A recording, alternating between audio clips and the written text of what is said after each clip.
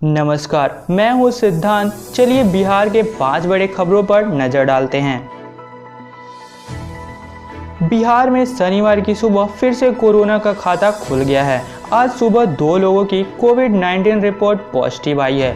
ये दोनों बक्सर के नया भोजपुर इलाके के हैं और दोनों पुरुष हैं, जिनकी उम्र 35 और 67 साल है। 2 नए मरीजों के मिलने के बाद बिहार में कुल पॉजिटिव मरीजों की संख्या बढ़कर 225 हो गई है। बता दें कि कल एक दिन में 53 मरीजों में कोरोना पॉजिटिव की पुष्टि हुई थी। सबसे ज़्यादा मरीजों की संख्या मुंगेर में है, तो वहीं पटना में भी मरीजों की संख्या बढ़ती जा रही है। दूसरे प्रदेशों में फंसे बिहारी छात्रों के मामले में पटना हाई कोर्ट ने केंद्र को किया तलब।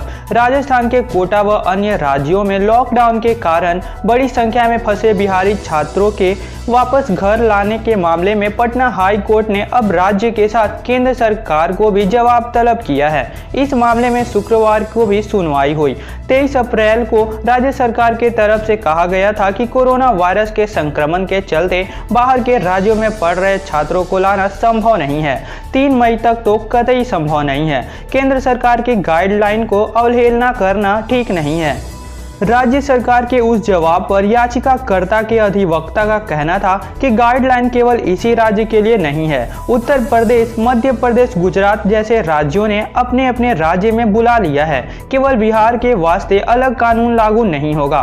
कोर्ट ने राज्य सरकार और केंद्र सरकार को एक साथ बताने को कहा कि बाहर के राज्यों में फंसे बिहारी छात्रों को वापस क्यों नहीं लाया जा सकता है। इस मामले से जुड़ी सभी लोकहित याचिकाओं पर 27 अप्रैल को एक सुनवाई होगी। बता दें कि लॉकडाउन को लेकर सैकड़ों छात्र कोटा में फंसे हुए हैं। उनके घर वाले बच्चों को लेकर काफी परेशान हैं।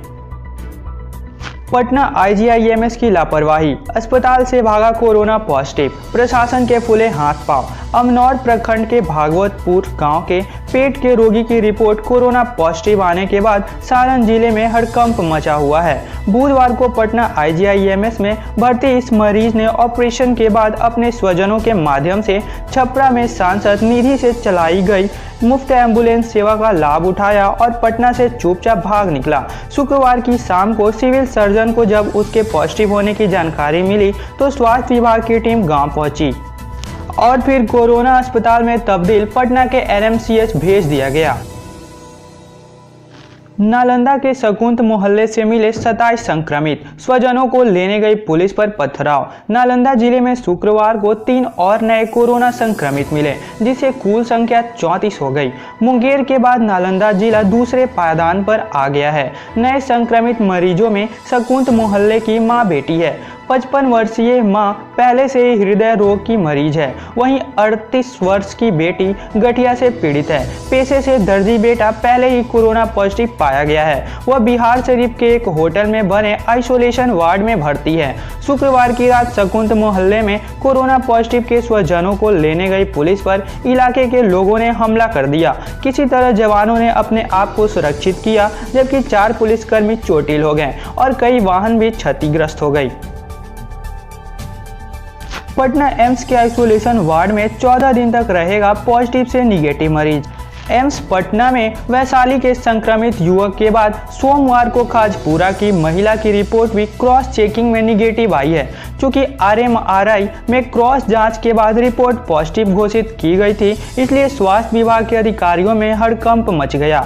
वहीं NMCH की टीम द्वारा लिए गए नमूने की जांच रिपोर्ट निगेटिव आने के बाद एम्स पटना भी महिला का नया सैंपल लेकर उसकी जाँच कर रही है। चिंता की विषय ये बना हुआ है कि महिला में कोरोना के एक भी लक्षण नहीं दिख रहे हैं। इसके साथ ही न तो महिला की ट्रैवल हिस्ट्री थी और न ही उसके संपर्क में आने से कोई संक्रमित हुआ है।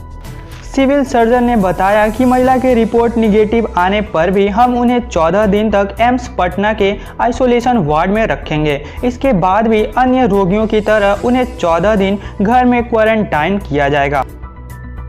तो ये थी बिहार की 5 बड़ी खबर। मिलते हैं कुछ खास खबरों के साथ, तब तक के लिए घर पर रहिए, सुरक्षित रहिए। धन्यवाद।